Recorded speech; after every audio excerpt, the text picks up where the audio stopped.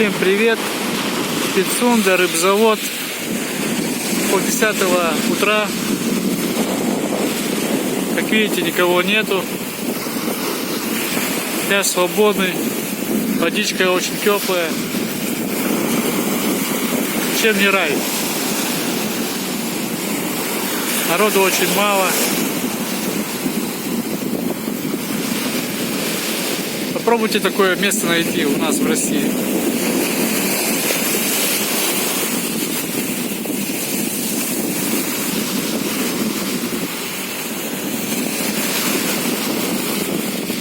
Волны.